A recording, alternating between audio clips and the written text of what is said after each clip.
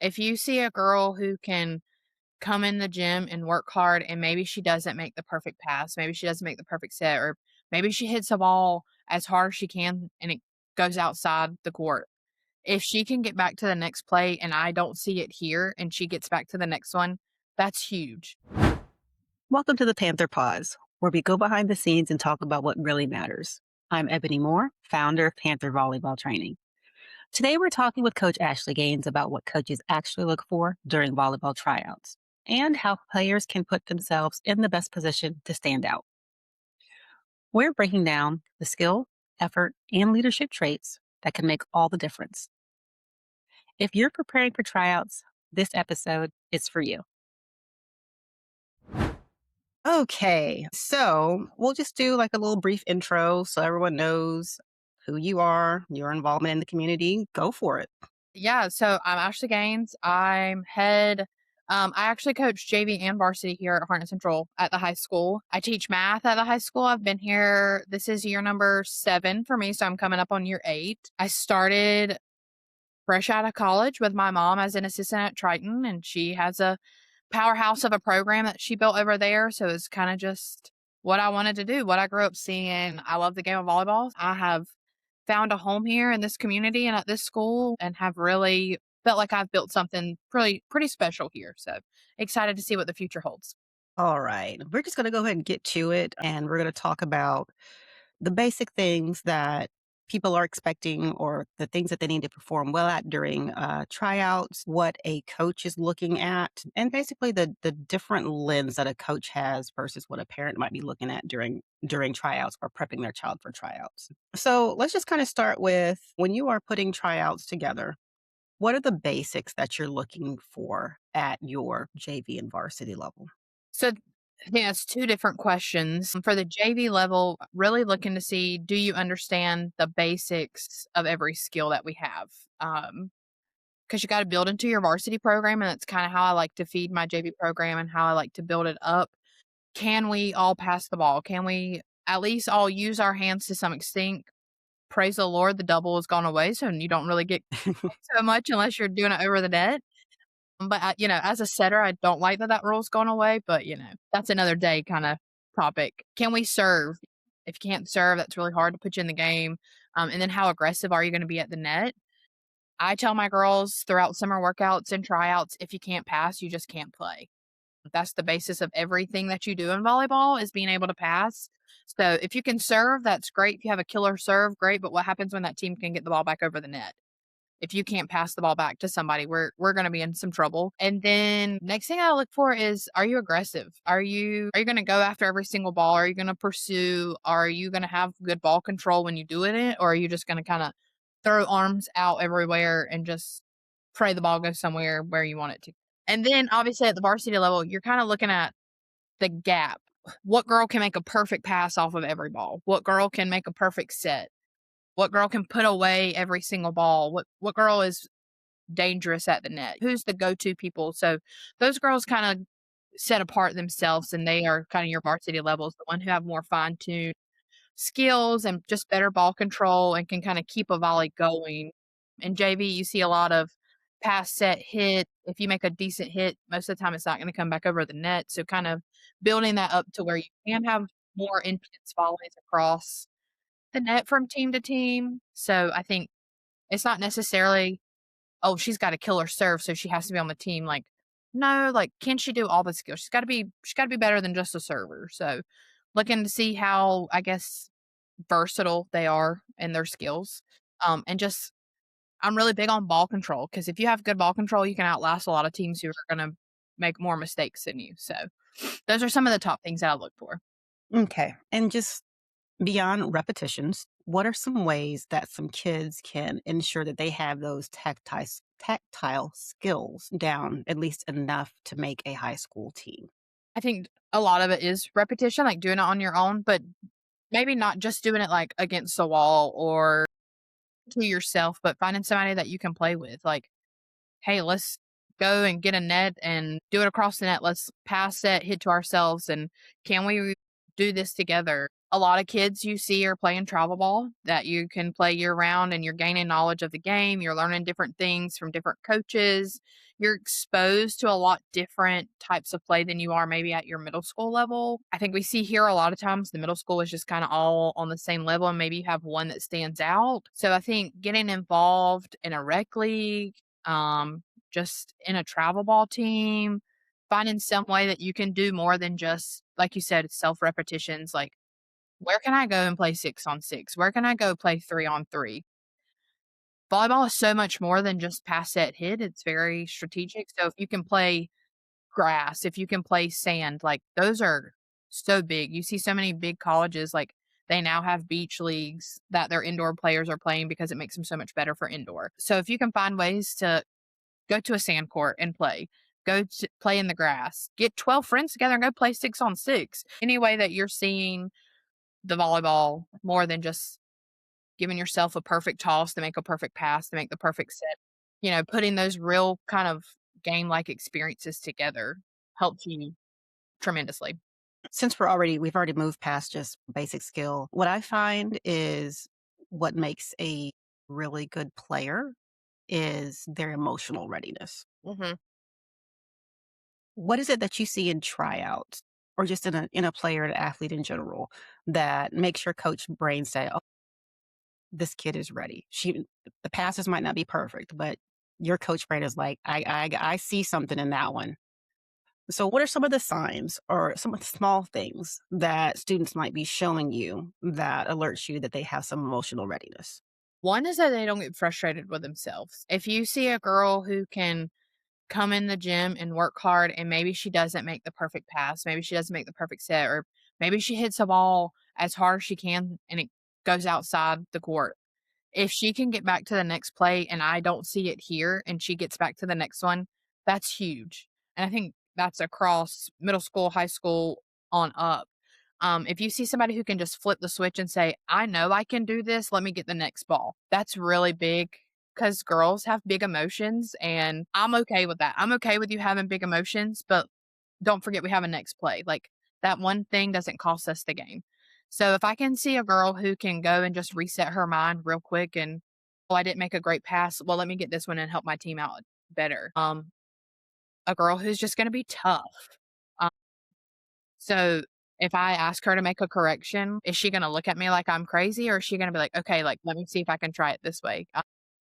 Is she going to roll her eyes at me because then we might have a little bit of an issue type of thing? But just one who's just willing to take the instruction, kinda soak it up like a sponge, and you see that very much so with your 8th graders coming into high school, like, they're hearing volleyball in a very different way, and so they very much so absorb it, but I think those are some key features, like, if I can see a girl who's in the gym and she's trying hard and she's not getting frustrated with herself and just shutting down, I don't think girls realize that, like, the anger emotion shuts you down so much faster than any other emotion out there. And so when you're angry at yourself, you're kind of already defeating yourself. You're not telling yourself positive things. And so if we can get you out of that mindset of, "Yeah, I can get the next one," then we're good. In summer workouts, in my tryouts, in my practices, if my girls are making bad passes, especially in serve receive, I have started this thing. My coach did it to me when I was in high school, and you point at the server and tell her, serve it to me again, I can pass. And so if you're saying that out loud, I need you to start believing that. And then once you believe that and you're saying it out loud and you tell somebody, dare her to serve it to me because I know I can pass. You see the flip switch. You see the switch flip in their minds. And so seeing them now take the anger and the frustration and turn it into something positive, I mean, that shows you right there, there's not much that they can't do. So, that's something that I look big for immaturity for girls. Not to give anybody any insider information as to exactly what you're doing in your tryouts and what drills and but what are some, I want to say some basic things that kids can expect to be going through during a tryout? And what am I trying to ask? Well, I can give Like you what are some yeah. I don't I can give you the drills. there is nothing fancy I'm doing over here, that's for sure. I mean, I would say, like, day 1, I do tell my girls, "Expect to run." but then expect some type of drill after that because let me see what you can do when you're tired. What kind of stamina do you have? Because volleyball is a long game. People think like you just kind of stand there a lot, but you really don't when you get to a certain level. And some volleys go very long. I think there were some this past year in Division 1 that were like a minute and a half, and those girls were dog tired. And so expect to run and expect as soon as we do that, we're gonna go serve. How many serves can you get now out of 10 while you're tired? Um, After that, quick water break, we're gonna run again. Let's go do a butterfly drill. How much can we control our body while we're tired? And I just always tell them, like, what's your goal for this year? If your goal is to be top of the conference, you got to outwork everybody right now. Everybody's not going to be working as hard as you are day one. So if we're working hard right now, everybody else has to do the same thing. So a lot of ball control and a lot of running is my first day. Just what can I go ahead and weed out kind of thing because the girls who don't like to run, they're not coming back day 2. Um, they take care of themselves, and that might be kind of ugly to say, but the girls who don't like to run, they're not coming back day 2.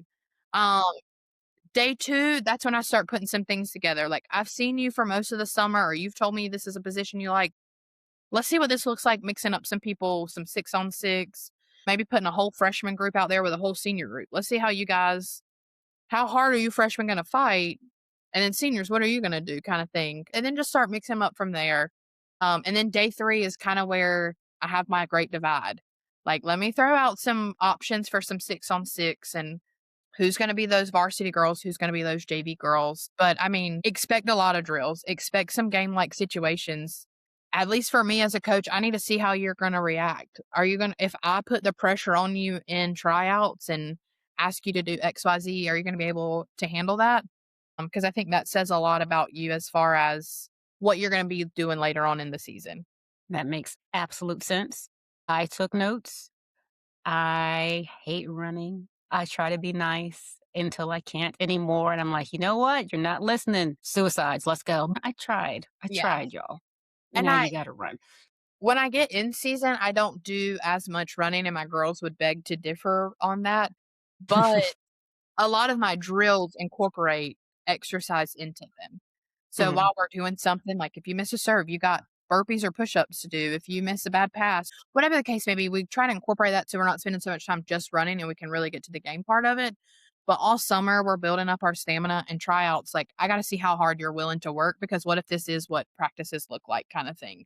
So, Right. So, next, I want to talk about some more of the cerebral part of the game, talking about how you can really tell that a player is competitive and really in the game and really in there for their teammates. Can we kind of go over what you're looking for as far as like competitive energy and how they communicate with their team? yeah. So, a big part of that would just be how are you pursuing balls on the floor? So my girls aren't allowed to ask, was that my ball? My idea, especially for my liberos, is if you have that jersey, you should want to get every single ball because your idea is that you're the best passer on the team. My biggest rule is no ball hits our floor unless it's outside the white lines. So collectively, you six got to figure it out. So if I know I have girls going after balls, running, they're gonna talk because they see somebody coming, they're gonna start calling it a little bit more, so that kinda helps your communication aspect of it, but it's really all about relentless pursuit, like, do you want to get a point more than you want the other team to get a point, and how hard are you willing to go for it? So, I mean, I have had girls in scrimmages and practices, I have to tell them to, like, "Hey, you can bring it down a notch," especially in practice, like, we're running full throttle to the back of the gym, like, running through the mats back there, I'm like, "Okay, like, slow down just a little bit. Like, I don't need you to like get hurt or anything." But that's what I like. I like to see my girls who are going wall to wall, bleacher to bleacher, whatever it takes is kind of the mentality that you want them to have, whatever it takes to keep that ball up off the floor. If you have girls who are willing to do that, I mean, dive on the floor, kick a ball up off their feet, I mean, pancake a ball, just going anywhere on the floor to keep a ball up. I think that kind of tells you how competitive they are. I have a lot of hitters as they get older, kind of see how good they are. And it doesn't really happen until like the junior, senior year. But especially this year, I was lucky enough to have a girl who was player of the year for our conference. And she got player of the year of a girl who's going to Liberty to play volleyball. And I think a lot of that comes from her competitiveness. When she's on the front row, if she was not doing what she needed to do, she would just take a quick little break, catch her breath, and then she would look at her setter and say, "Give me the ball, I'm getting this point." If we were in a very tough situation, "Give me the ball. I want us to get this point." It was never out of a selfish doing, but she knew that she could do that for her team to help get the momentum back to us, and everybody else was gonna pick up behind her after she did that. So I think when you see girls who their wheels start turning, they see how good they are, not in a selfish way, but in a, "I can elevate our team a little bit, like, let me do it." Having girls who are like, "Yeah, like, I'll go in there and I'll do the passing. I'll pass and serve receive, like, let me do the dirty work." I think that's huge competitiveness. I had to quit playing a lot of fun games in practice because my girls got a little too competitive, but they Well, just that's great. yeah, I have to be careful what games I play. I joke with them all the time, I'm like, "We can't have any fun, lighthearted games because you guys start yelling at each other because you think everybody's cheating." But I think that just shows, like, they refuse to lose. So, like, if we're playing something and I do a lot of, like, realistic games in practice, so it's 20 to 20, you need 5 points to win.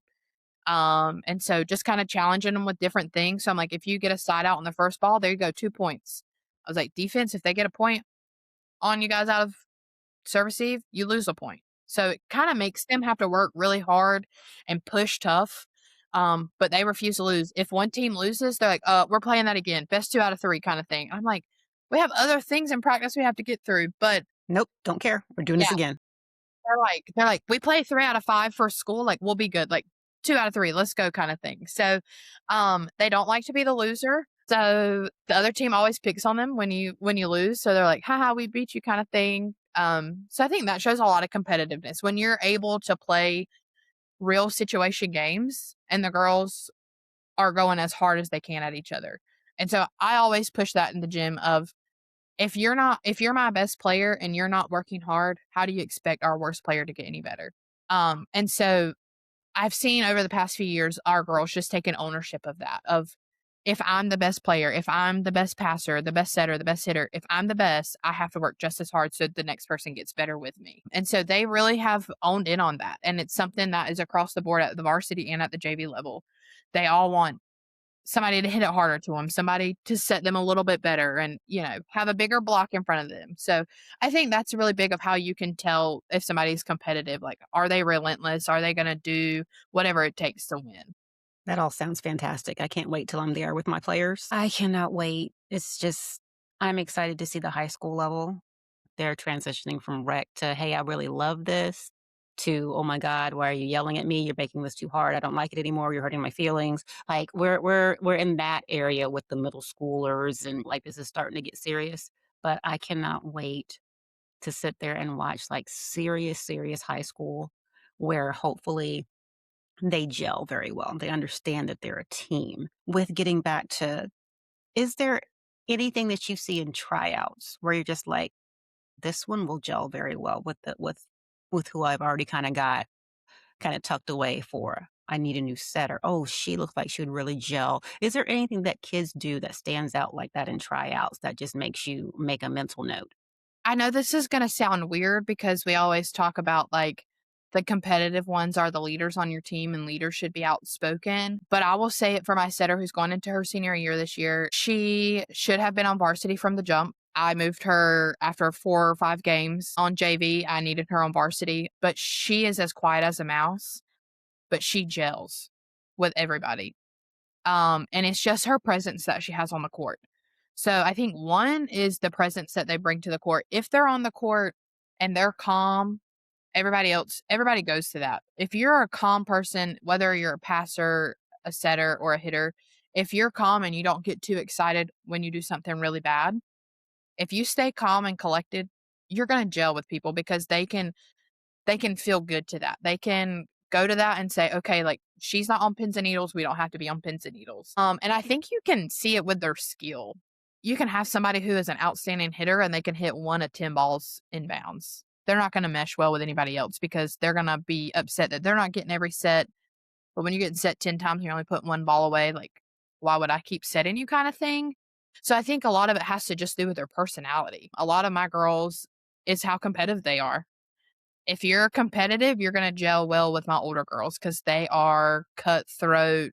It's a cat and dog fight every day kinda thing for their spot, and they know it, and it's a great energy to have in the gym, like and my girls love each other. Like, it is insane how competitive they are, but at the end of the day, like, they're each other's best friends, and It's so like a sibling thing, like yeah, yeah. and it's so awesome to see, like, if one of 'em's having a bad day, she's like, "I know I can have a bad day. It's not okay that I'm having a bad day, but I know sister over here's got it, like, if something happens kinda thing." So I think you just really can tell by the personalities. If you got a big personality and you're gonna make it all about you, you're not gonna gel with anybody at any level because you wanna be the star, and if you wanna be a part of a team, you can't have that kind of mentality. You have to be a role player, and your role might be that you're the star, but you can't be the one who is, like, all about yourself. You still have to be all team first.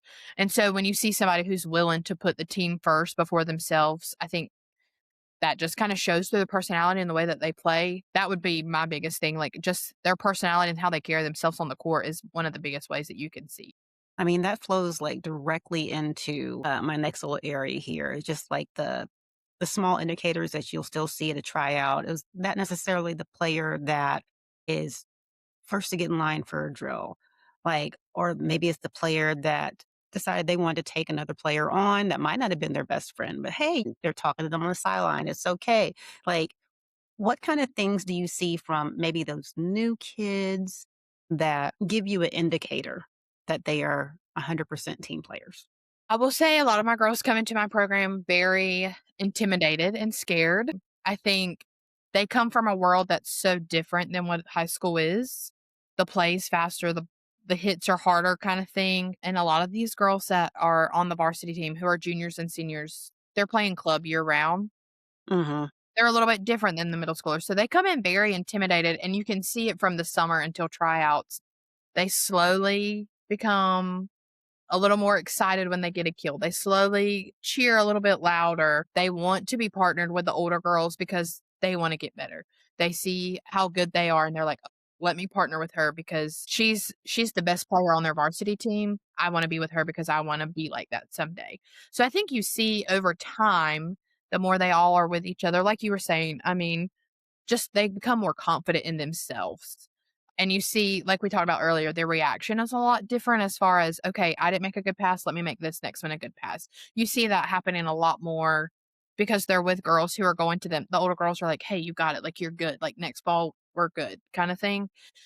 So the more that they're kind of just gelling with that and seeing what the other players can do, you see their growth through that. And it's, again, mental maturity thing that happens and seeing like, "Oh, it's okay that I'm making a mistake, but here's how we can correct it, and here's how we can go forward." Honestly, I really want to small cues like early off ball movement, anticipating a tip before it happens. Like, I really want to know, are they doing that coming out of middle school? I don't know how to phrase the question leading into it. But yeah, that's what I really want to. Of course not. Okay, then there we go. No, and Don't have to ask. I think a lot of that just comes with volleyball IQ, and I've said this for years. This is a conversation my brother and I have had before. Middle schools need just as good coaches in them as we do our high schools, and I will say that until I'm blue in the face. Your high school program can only be as good as your middle school program, and how much are you willing to feed into it. Yeah, I mean, I'll even say over the past years, I haven't been as great as I have been before, but our middle school coach, her and I have a great relationship. She comes to my summer workouts and gets drills. She sends her girls to our middle school camp that we have. So they kind of learn early on kind of what I expect, but they don't have the same volleyball IQ because you don't need that volleyball IQ at the middle school necessarily, especially around here, not yet. It's very much so Hmm. developing. Yeah, we're not in Nebraska, so It's the small things that they have to learn once they get to JV, and that's what I love the summer for because I can spend a lot more time in the summer teaching you, "Hey, like, this is your defense when the outside is hitting, and here's some cues, like, what is her hand doing that we can say, 'Okay, I gotta crash hard to get the tip,' or 'I gotta crash hard to get the roll,' or 'She's about to cut an angle, she's about to go line.'" Like, what are those small cues from the shoulders, from the hand, from the approach? Like, what can I see? And that's just not really taught at the middle school because you're trying to get the basics of pass, set, hit. What do we do on a free ball? What do we do on this and that and another? And so teaching that is sometimes difficult, but I also find so much joy in it because sometimes we forget the foundational and the fundamental part of volleyball. And I rush through the fundamentals with my varsity sometimes, and you have to realize real quick they can't get any better if they don't have those fundamentals down. So I really enjoy it. Sometimes I get frustrated because I'm like, why don't you know this? But then I have to remember where you're coming from. And so seeing that is a little bit different. I have learned over the years, don't ever not teach them a drill or don't ever not teach them how to do something. Cause I would always say, well, I just don't think like their level of play is there yet. Like they're just, their skills aren't there. And I mean, my mom said it this year to me during club, and she was like, challenge them. Like, they have good skills, challenge them, tell them they have to do the drill. They have to do it. They gotta learn how to do it. Like, if you want them to be able to do it next year, they've gotta be able to do it right now. And so figure out how you can do the drill. What can you change to build into what you want it to look like? And so just like in the classroom, teachers have expectations for students. You should have expectations for your athletes to be able to reach those. And I tell my girls all the time, drills were not designed to beat you. They were designed for you to beat the drill. So drills don't beat us. So we always beat a drill. And I think when you kind of give it that approach of, okay, I know you weren't taught this, but let's see how we can fix it. And what can we do to kind of make it a little more fun, like where it'll stick? You see them absorb it like a sponge. They learn, and it might take them a while. It might take them a game or two to like really for it to fully click. But when it does, it's like, okay, we are doing this right. So, but it is hard when some middle schools that I've seen play, like in the Wake County area, are so much better than kinda what we have in our area just because of the time that they're exposed to volleyball. So, that's a little bit. Resources and yeah, they have a lot of gym space over there. Yes. A lot of gym space. I think there's one middle school that will not be named, but if they're listening, they know exactly which one I'm talking about because I joke with their coach all the time. I'm like, "You have a multiplex, and I'm dealing with one court. I need you to chill and understand we're working with different resources here, okay?" Yeah, yeah, it's very different. It's a whole new world when you go outside of, I mean, for me, for Harnett County, even when I went to college and played, and it's a whole different world out there of what everybody's exposed to. Yeah. We're gonna kinda bounce around back to what we were talking about. I have a pretty good, question here. How do you this is specifically tryouts, how do you kind of stress test a player's emotional maturity during a tryout? Is it just kind of are there just natural situations that happen and you just kinda notice like, "Oh, okay, I didn't expect that," or they handle that well? Or do you purposely place, like, little challenges in your tryouts to see where, okay, kids usually kinda wig out here. I'm gonna see something different here. Yeah, day 1, a lot of that can be shown with how frustrated you're gonna get that we're running again. Are you gonna be upset when there's a penalty to you not achieving the goal? So a lot of that gets kinda weeded out there. So everything I do in the gym, there's a goal to it. If we don't meet the goal, there's a consequence to it. And that's just A, setting you up for real life, B, teaching you how we can come to adversity and how we can fight back to it kind of thing. That's mostly day 1. Day 2, I do a lot of kinda game-like situations, and maybe you have some players who made it past day 1, excuse me, but they might not have the caliber of play that you need for a JV team. And so let me throw them in with my varsity girls. How are these varsity girls gonna handle somebody who really has no business playing with them? Her skill's not there, she doesn't really communicate well. How are you gonna handle that? Are you gonna get mad and yell at her? Or are you gonna say, "Hey, the next time that this happens, try being here. How is that?" And, like, maybe help her out. So I think if you can kinda gauge where people at, are they hotheads or not? And then day 3, I go full competition mode. How are you gonna react when I tell you you were in the net and maybe the other girl was in the net? Like, what if I'm the bad ref? Like, how are you gonna react? Because I mean, I was a hothead. If a ref made a bad call, I was gonna let him know when I was in high school and college. And even now coaching, it's very hard to not get excited sometimes at the refs and get a little animated. I've had my fair share of yellow cards, that's for sure. Really? Yeah. Oh, yeah. The girls get a little excited sometimes when I start yelling, but sometimes they also are like, "It's okay, like, we're okay, we'll get the next point."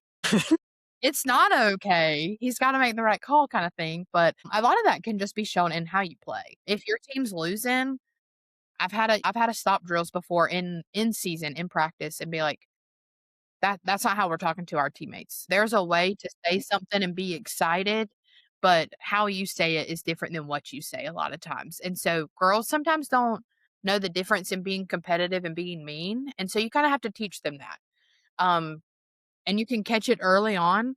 And most of them make the change. But a lot of them, there's just that competitor in them. And sometimes it just comes out, but they're the first ones to say they're sorry when it comes out. When they're a true competitor, they're one of the first ones to be like, Coach Gaines, I'm sorry, like, I just lost it on her, I didn't mean to, um, but I love throwing in girls who don't have the same skill, I love putting them together, like, "How are you gonna face this? Are you gonna get mad with her? Are you gonna get frustrated?" Or so a lot of those things can kinda be said with any drill that you do, like, "Are you gonna get upset if there's a penalty because you didn't do something right?" So you're kinda telling them no without telling them no, so kinda, "Let me see how you react to this," kinda thing. Okay. I want to ask at your level, the high school level, this is something that is, I guess, slowly becoming a better skill when you're exiting middle school. Still required, but it's becoming a better skill when you're exiting middle school. Are there indicators that show you that a player is kind of taking ownership for themselves in their journey as opposed to being parent led? Does that make a difference to you? If it does, how much of a difference does it make in their development? I think it makes a huge difference from a coaching standpoint. If it's player led, they're going to be asking questions in practice. They're going to ask for things outside of practice. They're gonna come early to practice, they're gonna stay late, like, they're the ones who are gonna want the extra reps, and they're not gonna care about anything else. They're gonna ask you, "What can I do in the off season? What am I doing wrong? How can I be better?" They're gonna kinda name those things. The ones who are very much so parent-led, they're always gonna be your ones who are still dragging their feet. They're gonna have an excuse for why they did something that way, and so I think that's just a big difference. I am very big on not having conversations with parents about playing time. So that's one thing when I have a parent meeting, I tell them, I don't talk to you about playing time. I will talk to your daughter. Her and I are the ones who have the relationship, coach and player. Her and I are also here doing this every day together. I feel like we have that relationship. She should feel like she can come and talk to me about her playing time. If she's not happy with it, we can talk. And then if we need to go past that, like we can kinda direct that as we go, but a lot of times, it's the parent who wants the kid to play more. Maybe they played a lot in the middle school, and now they're not because it's different at the high school level. These girls grew over the summer because they came to every single summer workout, and you just thought you could come to a couple and be okay, but in those weeks that they came and you didn't, they saw a lot of repetitions, and they got a lot better. So I think you'll just be able to tell by the way they carry themselves at practice. The ones who are player led and wanna get better, they're gonna be the ones who are first in every line. They're gonna be the ones who are pushing to be the first in every sprint. They're gonna want another one more ball, one more serve, one more whatever they wanted. Whereas the ones that are very much so parent led, they're a little more standoffish. They'll make an excuse for something. It was somebody else's fault. And it's never like, what can I do or anything like that. Like it's a why aren't you playing me kind of question instead. It's not a what can I do to improve my playing time? I think that's a huge difference is how they're gonna word those. And those things typically don't start showing until about halfway through a season, as far as like when it's parent led for me that I've seen over the years. But I think that makes a huge difference because if somebody's coming to me and saying, "Hey, what can I do better to help my team out? How can I improve to make us a little bit better?" Not only are you taking ownership of yourself because you have goals selfishly, but like you have goals that are team oriented. You want us to be better as a whole. And the better we are, the better you are. And so I think that just makes a huge difference of how you can talk to that player and how that player is going to go and execute those things with their team. So So you led perfectly into one of the most asked questions. You said growth. Obviously, yes, this is a factor, but how big of a factor or how does it factor in when you might not be the tallest and you want to play volleyball? Are you relegated to lib? Or are you maybe Jill Gillen and you can jump 12 feet in the air? When you're watching a tryout, what do you assess there? Um, I try to never let size be a factor. Um, in fact, I have a girl who is going into her junior year, and she came to us her freshman year and was on varsity. I mean, just the skill level was already there, but she might be 5'2", 5'3", and she's a DS for sure. But if I went to her and was like, "I need you to play middle this game," in a heartbeat, what do I need to do? In a heartbeat, like, she will do it, and she will play with everything in her. She will go up and think that she's blocking every single ball, and she only gets her fingertips over. She wants to be set every single ball. So, I try not to let size be a factor in that, but obviously at some point in time, it could become a factor. But if you're working hard and you're a smart player, sometimes the smart player outweighs the heavy hand. And I've seen it across the board in all my years of playing and coaching. For instance, in 2015, 16, couldn't tell you the exact year. So let me not. I think it was somewhere between 17 and 18. My mom did not have a player on her team that was taller than 5'10". And my brother and I coach, and my sister was playing at the time. And we made it to the Eastern Regional, so we were 1 game away from winning to be in the state championship, and they beat a team that was undefeated. So, they beat Grace Creek, who was undefeated, who had a girl, granted, she was going to Virginia Tech to play softball, but she had been player of the year for their conference since she was a freshman, and taking girls who were not any taller than 5'10" and beating some of these giants is crazy, but it was because they wanted it. And so, Mhm. if you want it, your size will never be a factor that holds you back. Now, that might mean you might have to change positions, or maybe we're going to have to look at how our defense looks a little bit different, or how you approach to hit the ball. My sister was a hitter at the time, and she is like 5'5", 5'6", maybe. And she was never a power hitter, but she was going to place that ball everywhere but where the defense was. They were never going to be able to get her ball. She was going to roll. She was going to hit. She was going to tip. She was going to make you have to work for your points. And so I've seen that at this level, that girls are, okay, I'm not as tall as maybe our 6'1" middle, so I've gotta work a little bit harder of how can I work around this block? Girls that we're facing that are getting elbows and armpits over the net, how can I work around their block? Well, I wish I could. So, My gosh. that not letting my mom's favorite quote is, and it's something that I always tell my girls, "The size of the dog in the fight doesn't matter when the fight of" how does it go? "The size of the dog in the fight doesn't matter, but the fight inside the dog is what matters," kinda thing. I like it. That works. Yeah.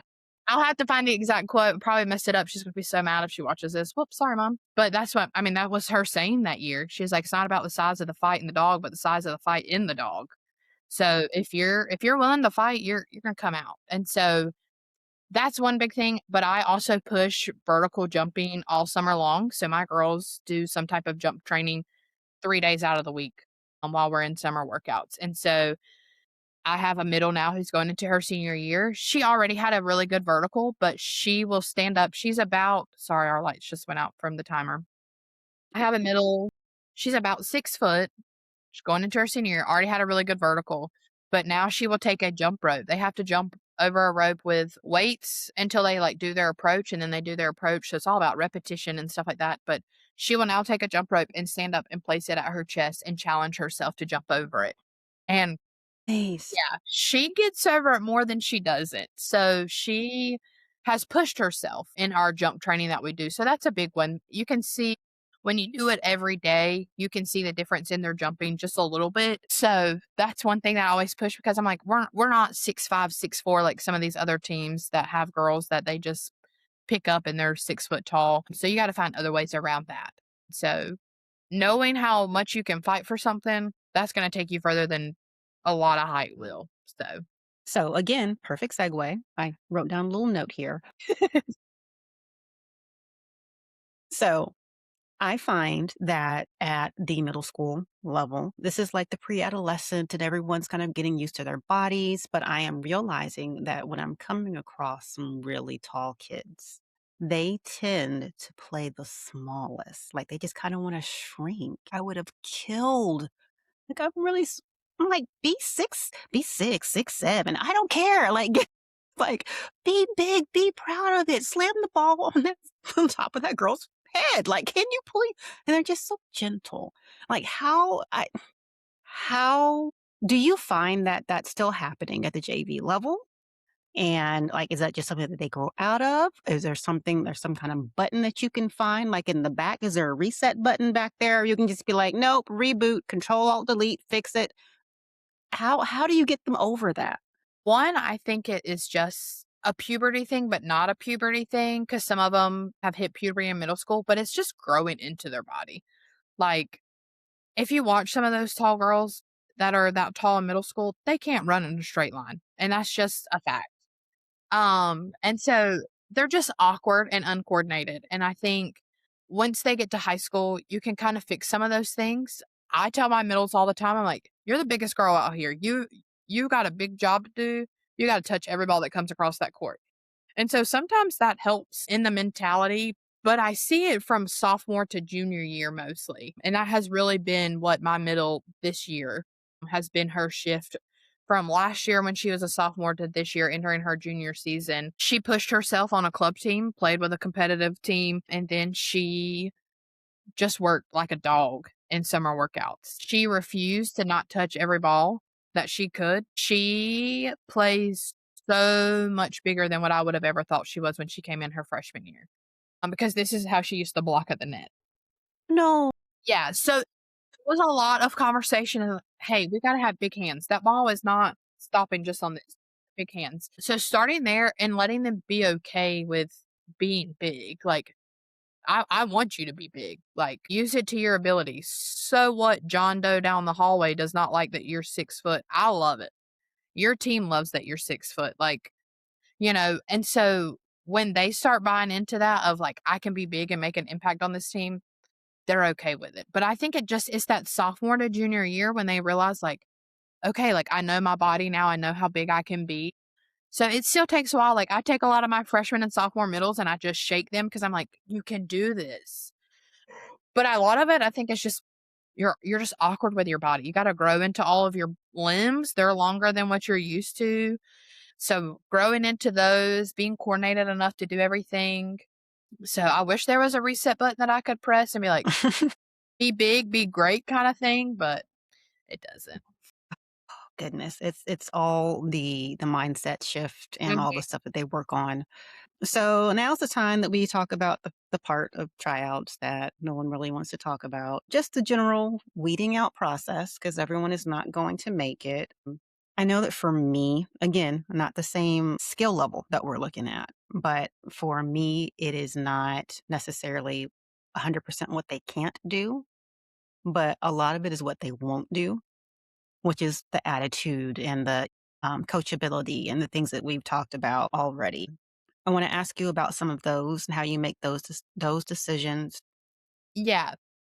In the past few years, I have cut girls who were on the team as a freshman and then they got to their sophomore year and I cut them. I do want to say, I don't think a lot of parents believe this, but tryouts are the hardest part for any coach. If you know me, I have a relationship with all my girls. I spend a lot of time with them over the summer, 3 days out of the week, almost 4 hours. Like we're spending a lot of time together. And so you develop relationships, obviously, like a community this tight, like you know their parents. So it's never easy. I have made myself sick to my stomach. I have cried about having to cut girls because all in all, it's never because they're a bad kid most of the time. I mean, they're great girls and I just hate to do it. But I had freshmen who came in and worked harder than them. And when you see a freshman who is coming in and working harder than somebody who was already on the team because they think it's just going to be given to them, that's a hard pill for me to swallow because I see a freshman who wants it bad. And if she's willing to work that hard now in tryouts, what will she do for me in 10 weeks when we're at the end of the season? How hard is she going to keep working for me? Whereas you're coming in and you're For instance, a girl I cut, she said, "I'd rather be at home eating a barbecue sandwich right now," one day when she was checking in, and I was like, "Okay." We can arrange that. Yeah, so that was one conversation of I was like, "Okay." And she didn't really work hard throughout tryouts and didn't really stand out when we played 6 on 6, and, just when opportunities were given to her, didn't really stand out, and just so stuff like that is a lot of what I see. I'm really big on attitudes. I don't put up with junk. I've been a part of teams that were miserable where the girls had attitudes and were catty and had the drama. I've played on them, I've coached them, and it's just miserable for everyone.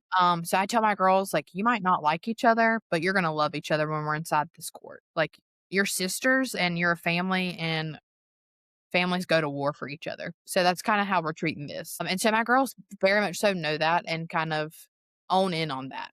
And I don't really have that many issues, but you can tell the ones who have a little bit of attitude, like, not very coachable, so sometimes pulling them to the side and, like, having just a little one-on-one conversation with them and seeing, like, where their head's at, like, what's going on kinda thing, and a lot of times you see that improve after you have a conversation with them, and, I mean, if we're being honest, some girls just have RBF. I have it sometimes too. I have to be very careful. I can be at tryouts and the girls think I'm so mad because there's a certain look on my face, but I'm really just concentrating in on someone. So as a girl, like, you kind of have to be careful just because if your mouth doesn't say it, your face does.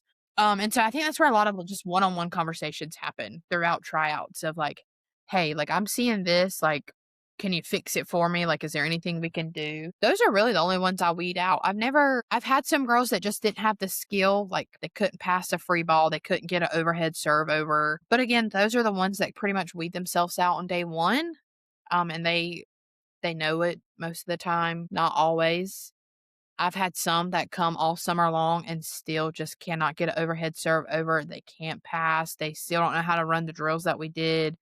And it's kinda like, if we've been doing this for 8 weeks and you don't know how to do it now, like, I don't know that you're gonna be able to pick it up by next week. And once season gets rolling, like, we're rolling. We're going 3 games a week, not much practice, like, we've gotta be able to put things together. But, I mean, I would agree too, like, what you said about what they won't do. If I tell my girls there's 3 things that I can never control, and that's the effort you give, the energy you have, and the enthusiasm that you have. So, I call those the 3 E's. If you don't have those 3 E's, you're gonna stick out like a sore thumb in a gym because everybody else is gonna be given the effort and somebody's gonna have energy, enthusiasm. Don't ever let those be a reason why a coach cuts you because somebody who has very low effort, I don't want them on my team.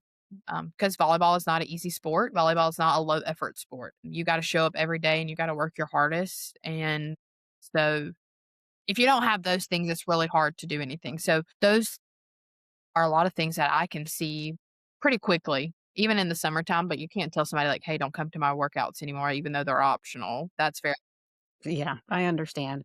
So I'm going to try to flip that one. okay. And so, for anyone who's listening that's not a coach and may not know, what kind of effort, energy, and planning goes into your preseason workouts, your rubric for what you're looking for, and planning for improvement upon the previous season?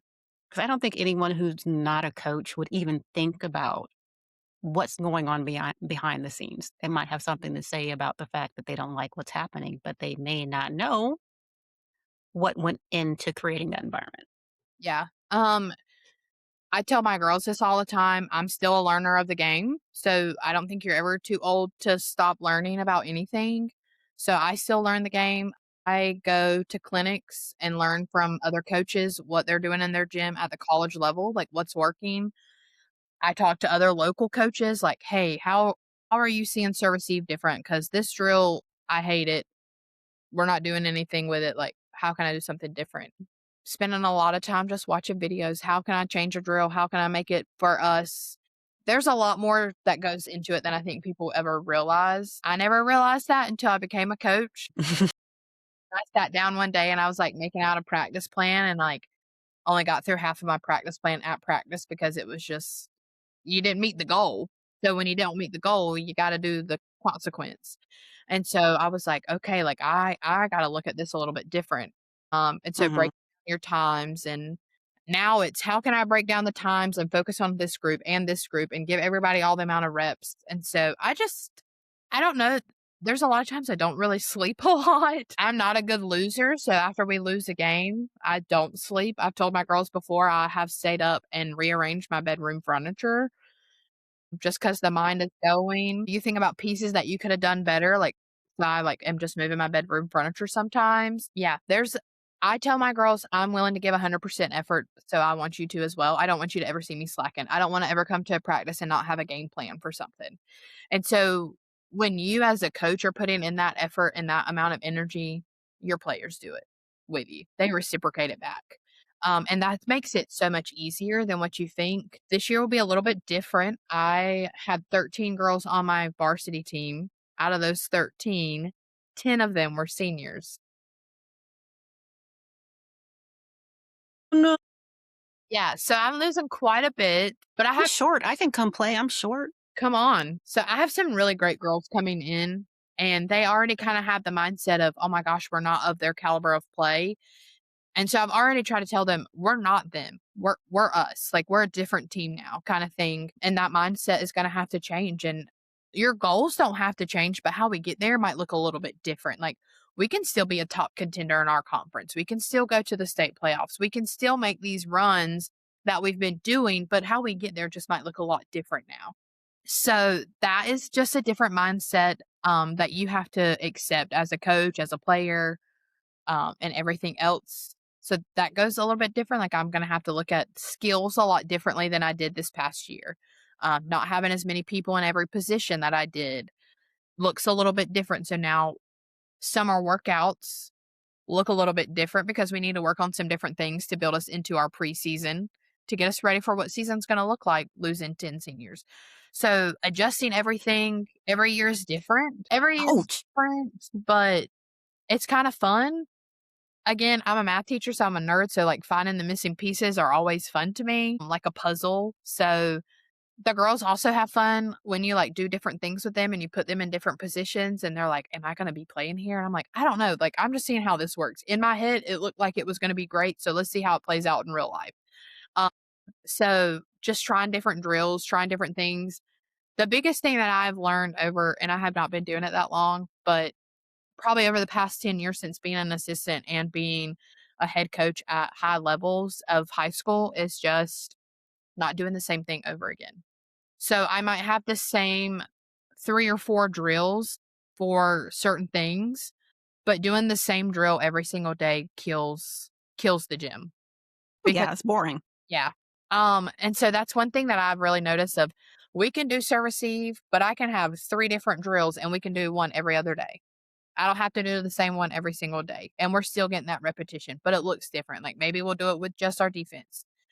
We play a lot of servers versus passers. Who can win versus that? We do a lot of game situations. Can we get a side out first ball 6 times in a row and work through our rotation? So just finding different ways to do that. It's just all part of it. And I think as you learn your team, you kind of adjust to those things. I will say I never thought it took this much time to summer workout plan, preseason plan, make a schedule, your strength of schedule, making practice plans, adjusting practice plans. Sometimes I have 2 practice plans because I'm like, if I don't like the way this drill works, we're gonna hard left turn and go to something completely different. So there's a lot more than people see. There's a lot more that goes into it than meets the eye. But I think that's with anything in life. Okay, so you've talked about kind of moving people around position wise. So when you are doing your tryouts, are you roundabout looking for positions or I think I need two setters? Like how if you are not dead set on someone playing a specific position, you need them to be more of a utility player. How are you like weeding these kids out and saying that one can do what I think I might need them to do, but I don't know if I need them to do it. Yeah. Like how are you making those selections based on holes or gaps that you might have with your existing players? So a lot of that comes on day 3 of tryouts for me. I've watched them obviously most of the time through the summer, through the first day of tryouts, and I kind of know what pieces I'm missing. Obviously, when you lose girls and stuff like that from year to year, um, but I just come up with a bunch of different 6 on 6 scenarios. Let's enter a free ball and let's play 6 on 6. And this round you might play outside, but the next round I want to see you play middle. And after that, I want to see you play back row. After that, I want to see you play the right side. Like, what all can you do? Like, let's just see how you handle game situations. How are you going to respond when something doesn't go the way it would when you're on the outside, or vice versa, whatever the case may be. So I know, hey, if we're ever in a bind, if so and so gets hurt, I know I can throw somebody else there. And I always tell my girls, like, they tell me what they're trying out for, but I always tell them the more you know, the more positions you play, the more valuable you are to a team. So most of my girls, and I tell my pins, if you can hit outside, you can hit right side. If you can hit right side, you can hit outside. That's a hard concept for them to learn, who are just used to being the outside hitter. They're like, I can't hit on the right side. I beg to differ because my top scorer her freshman year on my varsity team, she just graduated this year, became my right side for the past 2 years, and shut down any outside that I needed to be blocked. So I Mhm. beg to differ, and I will fight that battle with anyone. She can turn it on, and sometimes she was our go-to hitter because she just cranks the ball on an angle, and setters don't play defense, so that's where she's hitting the ball to. And so it works out, but a lot of that just comes with telling them, "Hey, be valuable, be versatile, play more positions than you think you need." The only person that really stops is kinda your libero. My liberos would love to also be hitters, but they Well, they don't. all think they can hit. So now we're going to get into the portion that nobody likes when the list goes up and your name or your tryout number is not on it. As a parent, how do you console your child? How do you encourage your child? What is your next step moving forward, or what should the next step be moving forward from a parent's perspective? Number 1 is just being there for their kid, I think is the biggest thing. I think as parents, and I don't have any kids of my own, but I like to think of my players as my kids. But as parents, I think we're so quick when we have somebody upset that we love, especially your kid, the mama bear, the papa bear wants to come out and you want to protect them.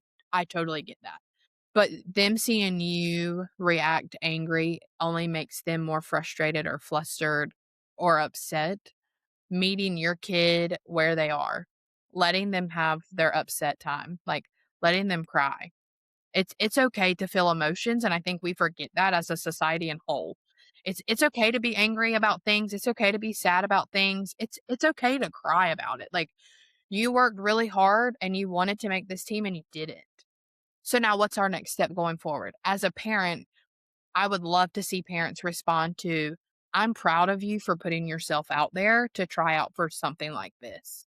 Maybe reach out to the coach, the player, not the parent, but the parent encourage their child, their daughter to reach out to the coach and see what they can work on in this time in the off season of, hey, what can I do before tryouts next year to be better to maybe have a spot on this team?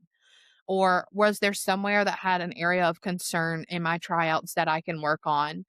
I've even had girls who I've cut who come back to me and say, "Can I be a manager so I can still see what volleyball is like?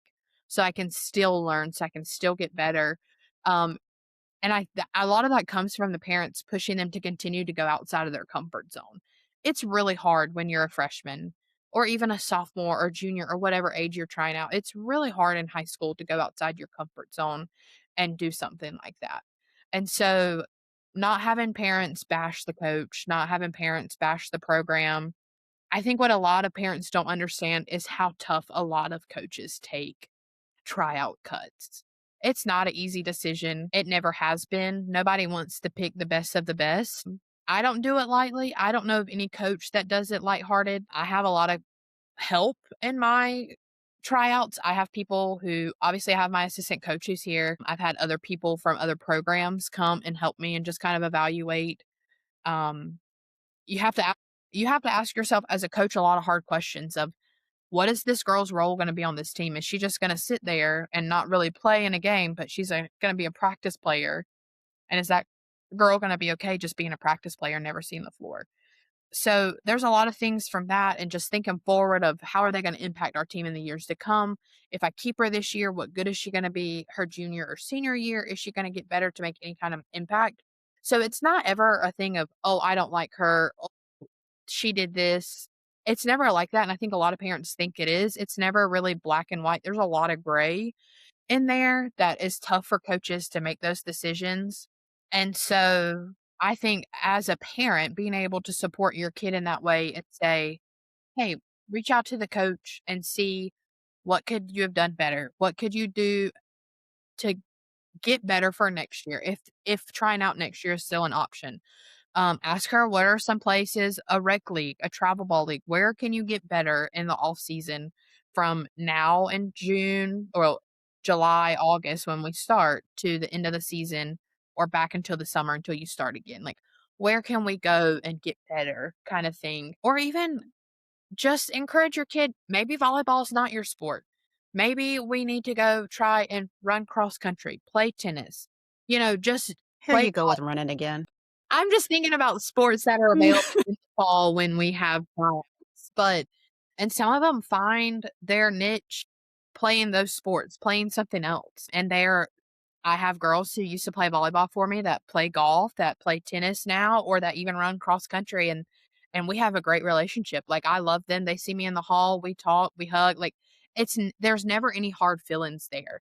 But they also understand sometimes that maybe volleyball wasn't their sport, or maybe they didn't give their best effort that time, and there was somebody who was better than them. And that comes with maturity for a kid. But as a parent, I think if you meet them with that, support them any way that you can.